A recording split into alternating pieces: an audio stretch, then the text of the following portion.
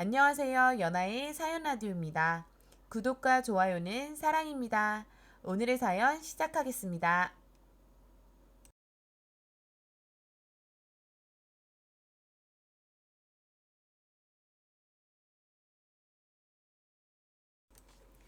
저는 형편이 어려운 가정에서 첫째 딸로 태어났습니다.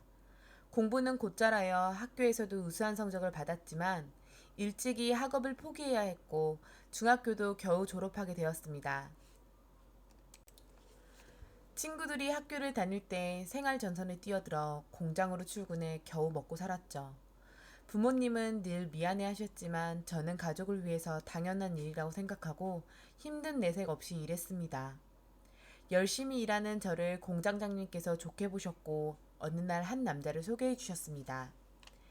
남자는 저보다 14살이 많았지만 이해심이 있는 태도와 저를 사랑해주는 진심이 느껴져 그 남자와 결혼을 하게 되었습니다.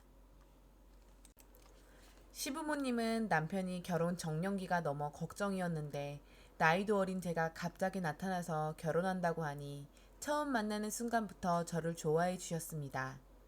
남편은 부모님과 살고 있어서 자연스럽게 결혼하고도 시부모님과 한 집에서 살게 되었습니다. 결혼하고 처음으로 명절이 다가와 어머님과 함께 명절 음식을 준비했습니다. 힘들었지만 어머님의 수고했다 이 한마디에 힘든 마음이 싹 사라졌죠.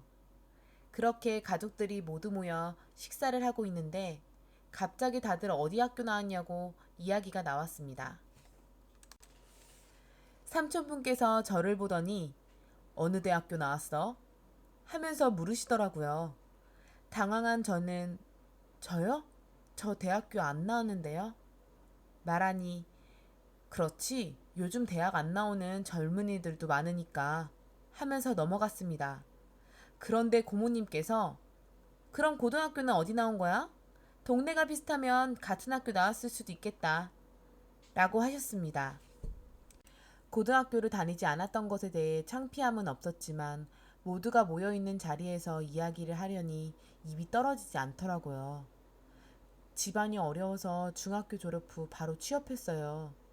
라고 작은 목소리로 이야기하니 다들 수근수근했습니다. 제 한마디에 갑자기 분위기는 차가워졌고 제 스스로가 자리에 있기 불편해서 물 좀 가져올게요 하고 자리를 피했습니다. 제가 부엌에 가자마자 뭐야? 그럼 중졸이야? 하는 소리가 들렸고 다른 사람들도 아닌 가족들에게 들으니 마음이 좋지 않았습니다.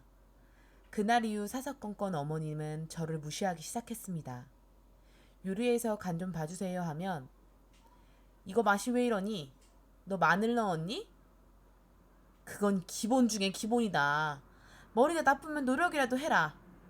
라고 하셨고 집안일을 하고 잠시 책을 읽고 있으면 너는 뭔 내용인지 알고는 읽는 거니? 그런데 너 한글은 다 알지? 라고 말씀하셨습니다. 너무하다 싶어. 어머님, 저 중학교만 졸업하긴 했지만 학교 다닐 때 전교 3등까지 해봤어요. 항상 전교 10등 안에는 들도록 열심히 노력했어요. 라고 대답했습니다. 전교권이면 뭐하니? 고등학교도 못 간 주제. 라고 하셨고 집안이 어려워 늘 학업에 목말랐던 저에게 어머님의 말씀은 늘 상처가 되었습니다. 어느 날 친구가 같이 공인중개사 시험을 준비하는 게 어떠냐고 물어보았습니다. 갑자기 웬 공인중개사냐고 하니 친구는 혼자 다니면 마음이 안 잡혀서 못할 것 같아. 내가 학원비 내줄 테니까 같이 하자. 라며 저에게 제안했습니다. 처음에는 할까 말까 하다가 친구가 지원까지 해준다고 하니 믿져야 본전으로 알겠다고 하고 같이 학원을 다니며 준비했습니다. 공부는 생각보다 쉽지 않아 지금 내가 이걸 하는 게 맞나 싶었죠. 하지만 힘들다는 생각보다는 누구보다 열심히 하고 싶더라고요. 어머님은 제가 공부하는 걸 보고는 이제 와서 고등학교라도 가려고 하는 거냐? 주제 파악하고 집에서 조용히 살림이나 해라. 하며 비웃으셨습니다.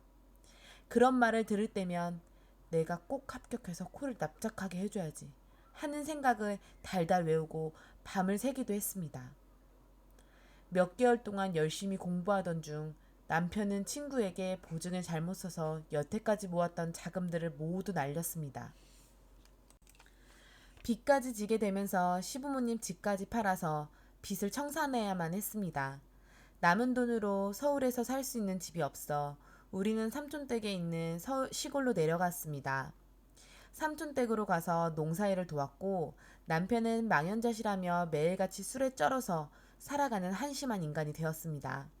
그럴수록 저는 낮에는 농사일, 저녁에는 공부에 매달렸습니다. 공부하는 저를 보던 시어머니는 너는 이 와중에도 글씨가 눈에 들어오니? 네 남편 꼬라지 좀 봐라. 괜히 집안에 저렇게 못난 것이 들어와서 내 아들 인생 망쳤네. 잔소리를 하셨습니다. 어머니, 보증은 저 사람이 들어줘서 날려먹었는데 왜 그 핑계를 저한테 하세요? 라고 대답이라도 하면 어디서 시애매한테 눈을 똑바로 떠.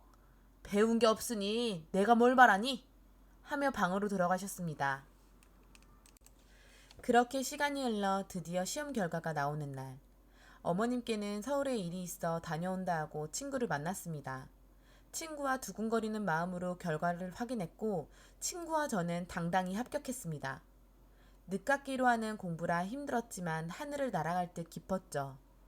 친구는 합격이 다가 아니고 더 배워야 한다고 잘 아는 중개업자 밑에서 일을 하자고 제안했습니다. 친구가 일하자고 한 회사는 서울에 위치해 있었습니다. 저는 힘들 것 같다고 하니 친구는 너무 아깝다며 가족들과 상의하고 말해달라고 했습니다.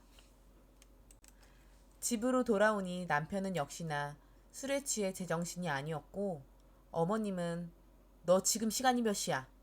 우리 다 굶겨 죽일 셈이냐? 라며 소리치셨습니다. 꾹 참고 합격 소식을 전하려고 하는데 어머님은 너 공부한다고 깝죽거릴 때부터 알아봤어. 결과는 언제 나오냐? 아니다. 봐서 뭐하냐. 당연히 불합격이겠지. 중학교도 겨우 졸업한 네가 뭘 하냐?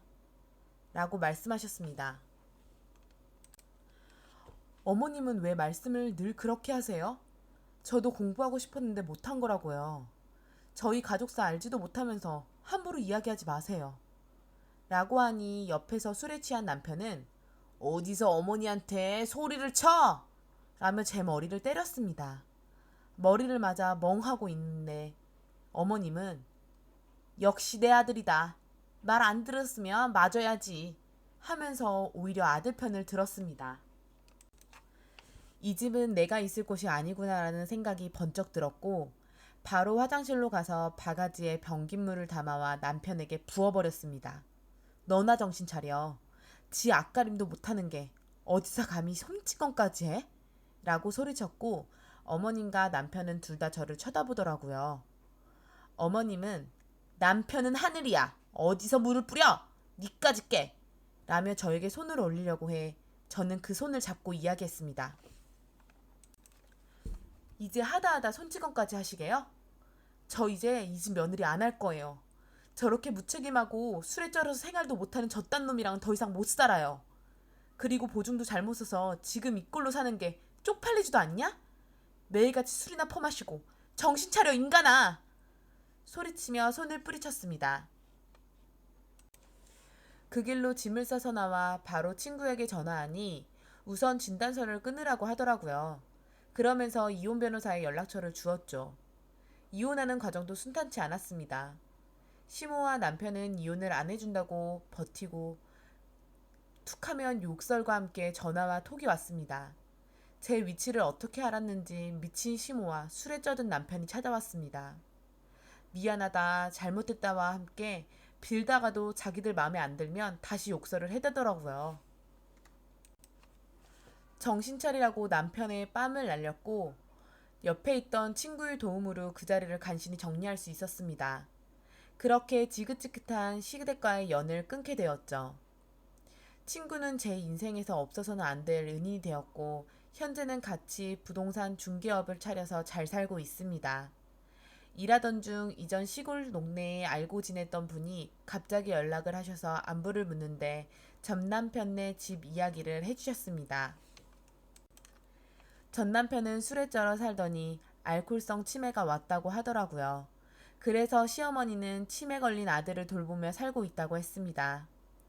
아직 사회에서 이혼녀라는 타이틀이 떳떳하지 않지만 지긋지긋한 굴레를 벗어나 새로운 삶을 살 수 있어 다행이라고 생각합니다.